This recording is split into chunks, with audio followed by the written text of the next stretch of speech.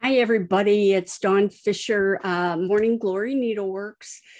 Welcome to my 12th FlossTube video. And again, thank you to everybody who has subscribed, commented, and liked my channel. And as always, this is like my little intro. In the description below, it'll say I know on my computer screen, my laptop, it shows below the FlossTube video, it'll say, welcome to my 12th FlossTube video or something. And then if you show more and scroll down through there, there will be chapters listed. And what I do, I make it a chapter. I break the video into chapters so you can just if you only want to watch one section, which I hope you watch it all, but if you want to come back and just watch one section, you can just click on the time link. It'll say 12 minutes and 37 seconds or something like that.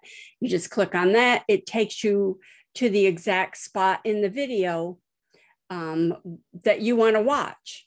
So that way, that makes it easier for you to either rewatch or just watch the sections you want to watch. I've got a lot of interesting stuff to talk about this time, so I hope you watch it all. And again, and also in that area, I put links to things I talk about, my Etsy shop, my the Stitch of the Month on Facebook, the Morning Glory Needleworks Facebook page. There's a lot of interesting stuff there. I have a new link that I put last time called bio.link. And that actually is one link that goes to everything. I have my Etsy shop on there, my Stitch of the Month. Actually, I don't know. My Facebook page anyway is on there. Buy me a coffee, other things like that. So that's like one little compressed link. So it is June 15th. We're going to get going here. I got like I said, some fun, exciting things to talk about. So the first thing, again, I was so excited last video. I drew a winner for my for reaching my first goal, which was 100 subscribers. So I was very excited about that. Carolyn Stitches commented, and I drew her name, and she selected the Blue Quaker sampler pattern. That's a reproduction sampler. It is available on my Etsy site.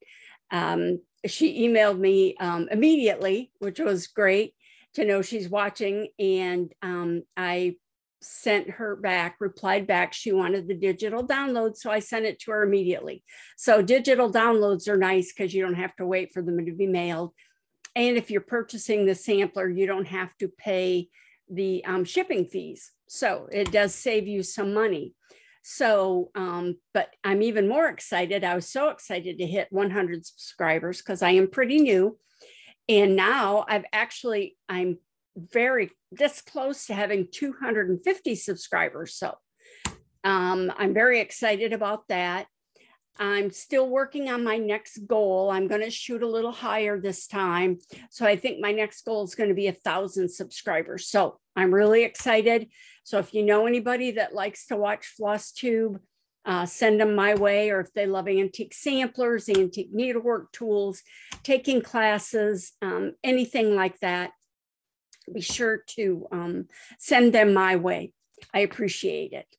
So next, I just want to do a quick reminder and talk about a few fun little things. I am doing the button box class. The information is posted in the link below. It's a one-day class. It does have some pre-work, very reasonably priced class. It's a live in-person class. Seating is very limited, so be sure to sign up as soon as possible. The class will be in Trenton, Florida, and it will be on Friday, September 23rd or Saturday, September 24th. It is a very limited seating, so it'll be a nice little cozy atmosphere. And again, this is the, what you'll be learning is how to attach all these buttons. But I kind of wanted to go over this kit. It's kind of complicated because you don't get the box, but you do get the linen, the banding. There's foam core cut to size in here to help you place the top. There's a lot of buttons. You know, obviously quite a few different buttons, different sizes of buttons, plus all the sulky threads. So I just wanted to, the supplies are coming in for the class. So I just wanted to kind of show you some of the fun stuff I've gotten for this class. This is my, this was my fun bag of stuff from the wholesale supplier, Winchell. So I just wanted to show, like I said, some of the fun things I've gotten in for the class. This is the linen. I don't even remember how many yards I ordered, probably four yards of linen. This is a cream, it's kind of a creamy, kind of yellow. It's hard to see. It looks very light in the picture, but it's a creamy yellowish, pale butter maybe, colored linen. It's wonderful to work with. It's 28 count, so it's not real huge. I also have fun things. I ordered a bunch of needles. And then the other, one of the other fun things is the box has this wonderful banding around it. So you don't have to finish any of this. They're just on the ends here, you'll be folding it over. So this linen comes with the pretty yellow edge on it. And I have here 30 yards of this linen, of this banding. It's not linen, it's 18 count Ada pre-finished banding. But it's funny, when you go to their website, it talks about this is their best-selling banding. You know why? Because I usually order at least 25 yards at a time. And this time I've ordered 30 yards to make sure I have enough. If both classes fill up, I'd rather have too much than not enough. So this is the banding for that. And it's really wonderful banding. So it's a lot of fun. I've also got, hold on, another wonderful thing I got, a whole box. This is from Sulky, whose threads I use. Spools and spools and spools of Sulky thread. I love Sulky. And I just want to mention, I don't get any, I don't get paid to mention anybody's names. Anything I mention, books or floss or any of that, I'm not getting money for saying their names. It's just what I love. And this is one of my favorite. You probably can't see it very well. It's kind of bright in here, but it's a beautiful blendables, they call it. This one's very spring colored. And anyway, but this was just a fun, huge box to get with all these Sulky threads in it. I have to sort through them and put them in bags and put them on in the kits. So next, I have literally thousands and thousands of buttons, but it never seems like I have the ones I need. And every class I teach, I try and find a special, unique button, at least one or two special buttons. I always try and put pretty buttons and colored buttons. These buttons here are actually from my grandmother's button box, but I don't share buttons out of my grandmother's button box, but I do find some other wonderful buttons. So I just wanted to show you, I used to get them from flea markets and things. We used to go to a lot of flea markets, but after COVID, I know they're all opening up back again, but it's a lot of the wonderful flea markets we had very close and in the area have closed down. So it's very sad. They some closed down before COVID, others closed down during COVID. And a couple of them had been here for 30 or 40 years and they actually shut down. So it's very sad. And so we have to drive like hours now to get to a flea market. And with most of you know, Jeffrey has an artificial leg now. He has a prosthesis now on his right side. So it's hard for him to walk for long distances and hours like we used to. So we don't go to as many flea markets and stuff. But I do spend a lot of time on Etsy and or eBay, usually Etsy. And I find buttons there. So I bought some buttons. So I want to share,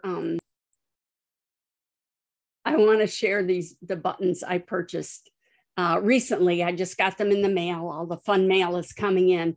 So I just wanted to share them with you so you can see what's going to be a few of the buttons that are going to be in these kits. So these are some buttons I just ordered recently. These are just fun little colored 4-hole buttons. I have tons of white buttons. I have some other pretty colored ones too. But these were just a nice size. So I ordered this little assortment. This was on Etsy. Like I said, I got this from, it's exclusively Emma. It's called her Etsy shop. That's her Etsy shop. But these are just some wonderful little buttons I got. And these are some beautiful China buttons. I like to give everybody in the class China buttons, and these can be a little pricey. I lucked out. I'm going to have to clean them up a little bit, but these are some beautiful little vintage, that one I can't use, vintage China buttons that will be included in the kits. So they're just kind of fun and different. I have some on mine, on my button box, and I always try and include those, but they can be pricey depending on the button. They can be up to $2 to $3 a piece or more. These were not, because I want to keep the price of the kits down. Now this bag here, these are some special little buttons I got on Etsy, and when I ordered them, the shipping was pretty reasonable, so I did not realize these buttons were coming from Italy. So that was kind of fun. I was kind of shocked when I got the statement that they were being shipped from Italy. I'm digging them out of the bag so you can see them. They're plastic, but they're kind of fun little, they've got a little bit of yellow paint on them. Let me focus this. It's kind of hard to see. There, you can see that, oops, nope, it focused on the background, but I'll zoom in a little bit. There we go. They've got just little dots of yellow paint. They're clear plastic. They're a plastic button. You can see how small they are, but they kind of look like little flowers. So I thought they would be perfect for this, this piece. And like I said, they're from Italy, so there aren't a lot of them around in this area. And I ordered those, and she also sent me, I don't remember the name of who I got these from, but she also sent these cute little, they're little black shank buttons. Unfortunately, they can't be used on the button box because it needs buttons with holes in it.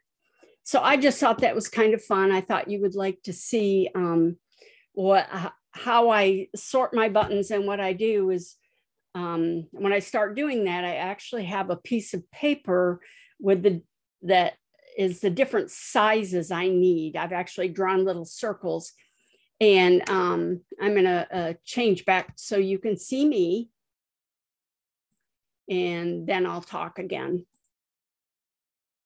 Okay, I'm back again, but I had this sheet. I don't have it printed out, but it actually shows how many of each kind of button you need and the different sizes. I have little circles on there that are pretty much the correct size, because they're small, medium, and large buttons. And some buttons you need 2-hole buttons. Some places it doesn't matter.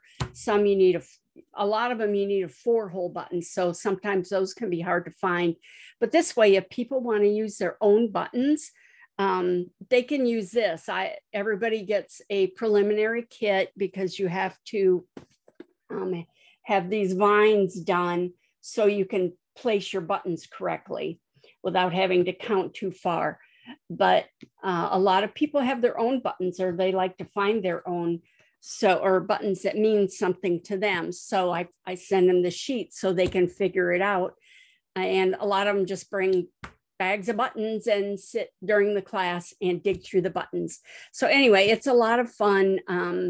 Like I said, I just wanted to share what goes into making these kits, because it is, it's actually a lot of fun. It's work, but it's fun work. The hardest part is going and buying sheets of foam core and getting them cut. But other than that, and of course, I cut all the linen myself by hand, because I just want to make sure they're the right size. I cut exactly between threads and that kind of stuff, just so you can, you know, it's a square piece of fabric. I don't like it when I bought yards of linen before, and it was cut so crooked I would lose like an inch off of each side, which is very frustrating when you're trying to make kits. I actually calculate how big to cut each piece of linen based on a yard of linen. So, you know, I figure out how many I can get out of a yard, and then that's how I calculate the price of the kit along with everything else. But it's very frustrating when you buy a beautiful yard of linen from a wholesaler and it's cut, you know, the linen is like angled and you lose an inch off of each side. So if you're planning to get a certain amount of kits out of a yard, you may not get as many as you planned on. So that's kind of disappointing. So next, that's how I make my kits, or a way I make some of the kits. The button box, I think, are the most fun because I get to play with buttons for a couple of days. So next, Sary Outfil. I don't have her with me because I've actually moved the scroll rods. So now it's mostly blank because I finished section 7. So what I have, I posted the picture on Instagram and Facebook, Morning Glory Needleworks Facebook, the Stitch of the Month Facebook group, all those. I posted a picture on there, but I figure I will show you a picture also, so that way you can see it better than if I just held it up. You can really see the stitches and see what I'm talking about. So I'm going to pull it up and show you a close-up picture of it. Okay, so this is section 7. This is a very large section.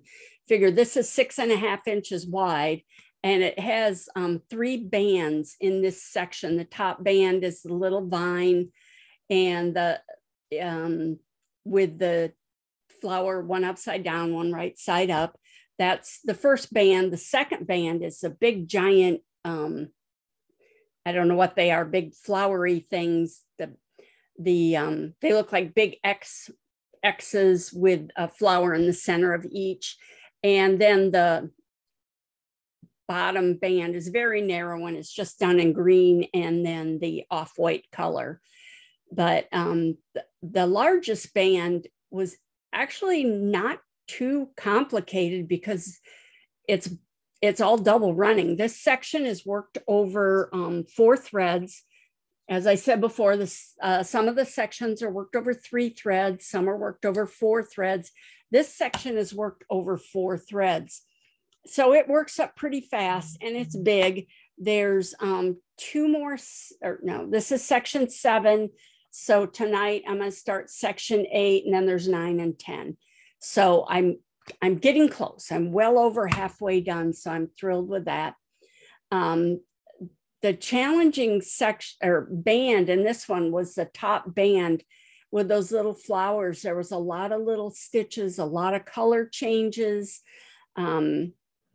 It was pretty challenging. She also had 2 stitches in there that I had not seen before. And one of them, I may redo it because it doesn't give the same amount of coverage. Some of her floss was thicker than the silk we use now. So, but if you see on the outside of the little 4-petal flower, there's little pink things that stick out. And it was a little complicated, but I figured it out. I have like +5 magnifiers and bright light. And so I got on, I kind of poked it with a pin, moved some threads around to figure out what the stitch actually looked like. I've never seen a stitch like this before. It's got a couple of layers to it. So that was fun. I was really proud of myself when I figured that out. And the other stitch that I'd not seen done before is the one in the vine. It's red. You probably can't see my pointer, but it's where the vine twists, and it's done in the deep red. It's the only thing done in the darker red in this section. And again, it's very similar to the other one. It's kind of a layered stitch, and it was a challenge to figure it out, but it was fun. And I was so proud of myself when I figured it out. I actually had the whole band done, the whole section done, and then went back and really looked at those and diagrammed them out and figured out how to stitch them. So I thought I would share that with you. And then next time, hopefully I'll have some done on section 8 that I can share. Section 8 is done over 3 threads, and part of it is cross stitch and part of it is double running. So it should be really interesting. So now what I want to show, it's the same. This is what I did with the Sary Outfil. Again, this section is done over 4 threads. So it was, when I diagrammed the stitches, and when I did, it's huge because it's done over 4 threads. And this is, when the chart is available for sale, this is how big the diagrams will be. I want you to be able to see them. Again, I don't know, I may teach this as a class in it, or it may be just for sale, maybe with a video that goes with it, but I have not decided yet. But this is the stitch that goes in the vine, the diagonal vine, and this is the stitch that goes in the corner. And they are charted to be reversible. Or actually, it's not reversible on the back, it's actually open. The back is open in between. So I had to figure out how to work that out also. So that was my fun challenge. I enjoyed it. I was pretty proud of myself when I figured that out. So now we're going to talk about some even more fun stuff. I try and talk about one of my antique, either an antique sampler or some antique needlework tools or something along that line, just to kind of give you some history, let you know. I hope you learn. That's the, you know, I've been doing this for so many years, but I still learn every time I take a class, every time I go to a museum or get a new book, I learned something new. So what I wanted to show was one of my antique sewing accessories that I purchased at a flea, actually I bought it at Renegers, which is in Mount Dora, Florida, which is a couple hours north of me. We love Mount Dora. There's Renegers, which is a monstrous antique store. It's huge, huge, huge, huge. And then they also have outside vendors. They actually have little shops, buildings set up around the huge antique mall that people own, and they can sell their own items.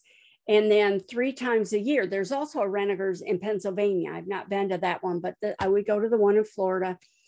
And they have 3 times a year, they have what's called an antiques extravaganza. And that is monstrous, like 1,000 dealers. You cannot get through the entire show in one day. So it's actually a 3-day show. It starts on Friday, and then it's Saturday and Sunday. We used to go for 3 days, and then by the end of 3 days, we could not walk because our legs hurt so bad. And not only that, it's usually done just before. There's one done in November, and then they have one in January and one in February. So the one in January and the one in February are usually done. They usually take place just before a national holiday, like Martin Luther King Day or President's Day. So that next Monday, which is usually a holiday, we would go to Webster, which is another fabulous flea market, which can have thousands of vendors. And you see a lot of the same dealers at the antique show that at Webster, the flea market. But we used to do even 4 days worth of stuff. But I'm telling you, by the end, we could not walk. So now we usually go up for maybe 1 day, usually Sunday. And then we spend the night and go to Webster on Monday because they're fairly close together. Webster's kind of on the way home from Mount Dora.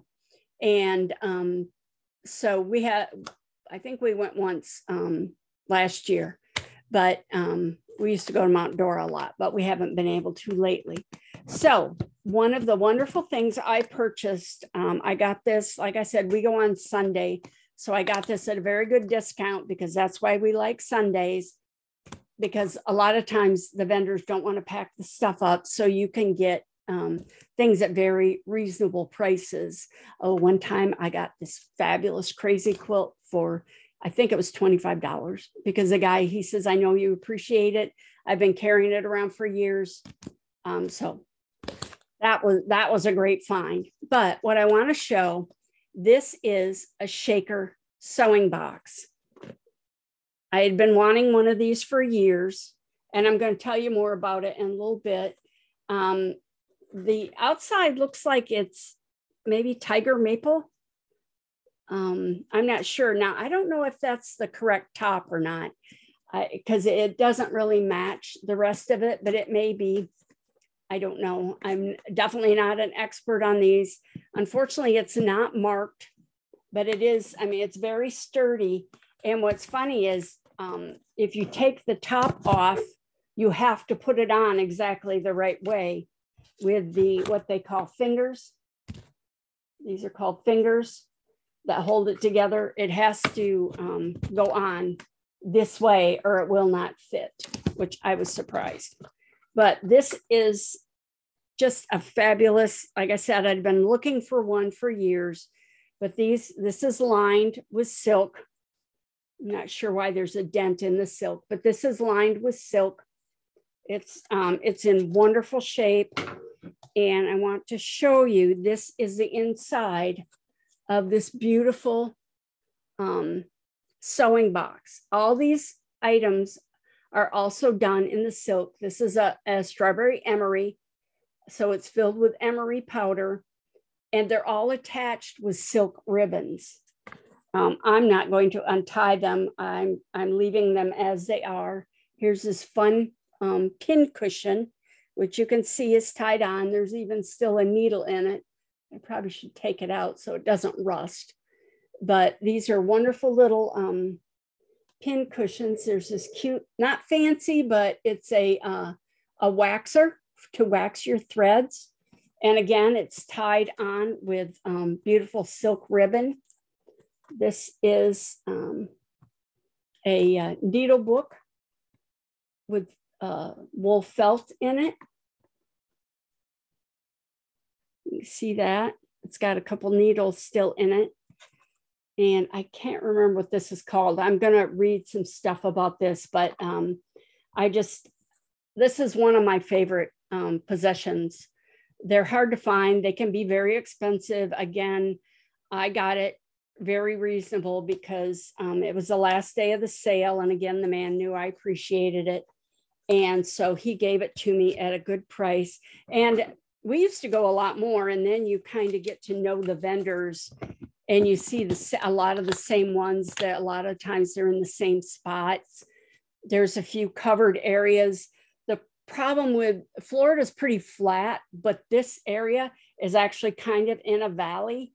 So to get to some of the vendors, you have to climb up this hill. You can either park way up there and come down, but then if you do, when you're leaving, you have to go up a hill to leave. So we try to park on the downside and then go up the hill and then come down before we get too tired. And it's also very dirty. It's dusty. There's, it's dirt ground. And when it's dry, it's very dusty. They have a lot of wonderful food trucks that come in. So you can eat while you're there. We usually spend at least 5 or 6 hours at least there.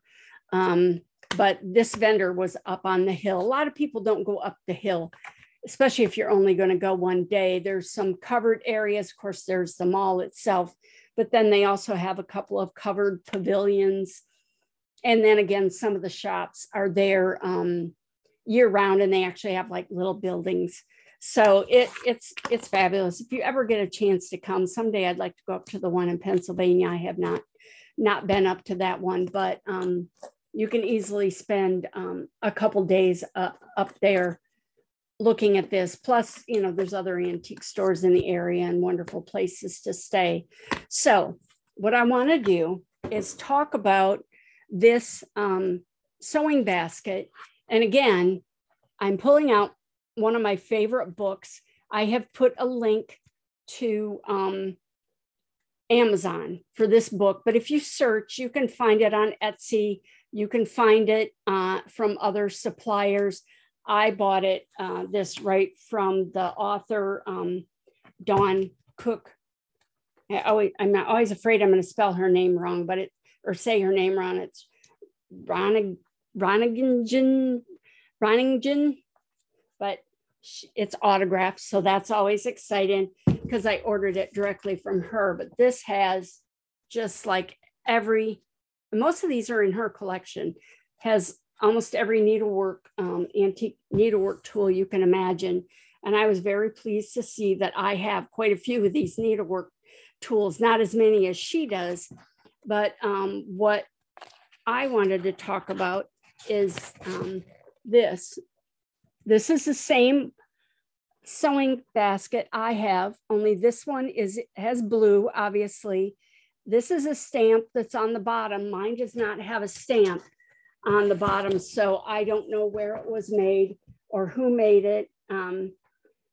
They also made rectangular ones, which I guess are more rare. It's hard to see that, but I'm actually going to read about this. I was going to try and just write about it, but there's it's just easier to read about it. I was just looking to see. Yes, this book is just, I could just spend hours reading or, you know, looking at this book. Oh, I forgot to show you this. This is a little sweetgrass scissor holder. These are not scissors in there. See, it's pink. It matches the inside of the box. And the scissors, let me grab a pair of scissors, fit right in this little, this is actually made from, woven from sweetgrass. So that came with the box also. So what Dawn in here, I like her name, says in here, the United Society of Believers in Christ's second appearing is a religious sect known as the Shakers. They referred to themselves as sisters and brothers, and at their peak in the mid-19th century, there were 6,000 believers in the United States. So before the Civil War, brothers sold practical items to the world, but could not compete with reduced prices after the Industrial Revolution. So at about the same time, the sisters began making small, colorful, easy to carry items to sell to the world.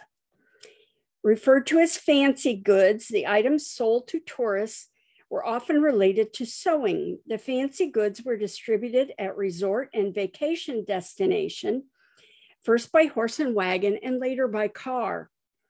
Keeping with their belief in the practical nature of possessions, the fancy goods included many sewing accessories. Examples include pin cushions, emeries, thread waxers, spool holders, disc clamps, and needle books. And you can see the picture here. There's some of the items up here that she talks about. And they were also sold in community gift shops.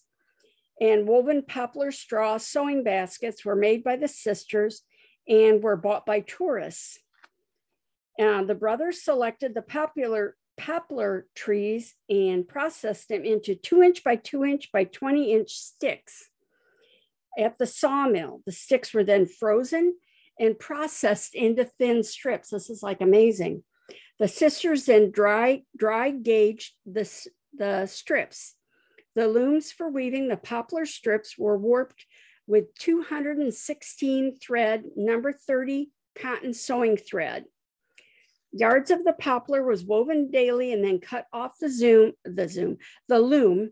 And for stabilization, the poplar was glued to white paper before cutting the pattern shapes.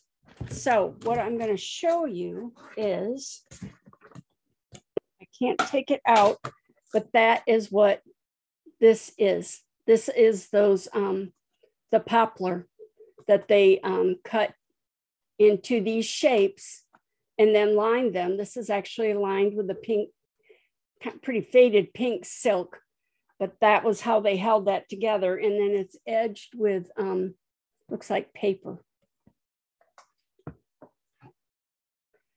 Let's see. The seams and the outer edges, were bound with kid leather. So that is probably kid leather. And the interiors were fabric lined and ornamented in ribbons to attract buyers. The sewing boxes sometimes included matching sewing accessories. The Sabbath Day Lake community sold 2,500 to 5,000 pieces annually until 1965 when production stopped. And they also built sewing boxes based on the style of their oval carriers and boxes. That's what this is. They were built of cherry, oak, apple, or quarter sawn oak wood, and the finger side wraps, that is this on this side here. These were called fingers. You can see, there you go. You can see that. They were wrapped around a pine base. Each carrier had a swing handle, and the wood carriers were built by the brothers and the sisters. The interiors were lined by the sisters and completed with 4 sewing supplies: an emery, a needle book, pin cushion, and a thread waxer. So that's exactly what I have in my kit. Each of the 4 accessories was tied through the side of the box with ribbon. Thousands of the oval sewing boxes were sold between 1897 and 1955. Shapes other than oval are rare and highly prized by collectors. So now I have to look for a box-shaped one. And so again, that is about these sewing boxes. And here's tramp art boxes over here, but that's another section. So again, this book is fabulous. I have, like I said, I put a link to this book on Amazon. It's less than $35, but I've also seen it on Etsy and other websites for about the same price. And you might be able to find, I know there was somebody on Etsy that had an autographed copy. So if you'd like an autographed copy, I believe I bought it. It came out in 2018 and I bought it directly from Dawn. I believe she advertised it probably on Facebook or in one of the stitching groups. I'm in the Facebook stitching groups. So that was your history lesson for today. But again, this is one of my most cherished possessions. I couldn't believe it when I saw it at this vendor's little shop he had set up there in Mount Dora at Renegers. So I purchased it and I'm glad I did. So that's it for FlossTube number 12, short and sweet this time. And I just, again, as always, I want to thank everybody. I'm so excited that so many people are subscribing to my channel. Please comment, tell me what you like, tell me what you want to learn about. Next time, the July 1st video, we'll have a new stitch of the month. Last June 1st, it was black work. So let me know, what stitches do you want to learn? I haven't settled on any yet, so I'm working on it. So be sure to subscribe to Stitch of the Month so you can get the pattern. I think I have, oops, I dropped something. I think, yes, this is the start of the sampler. Oh, hold it right side up. There's another band now below it that is black work, and we'll see what I add on the next one. But then you can make your own little little sampler and learn some new stitches. So again, let me know what you want to learn. Again, all the links are posted posted on the YouTube page for all the things I talk about, for all of my links, all my contact information, my email, my Etsy, Facebook, all of that is in there. So again, thank you so much. And I'm looking forward to hitting 1,000 subscribers so I can give away another wonderful prize. So again, thank you. And I will see you on July 1st.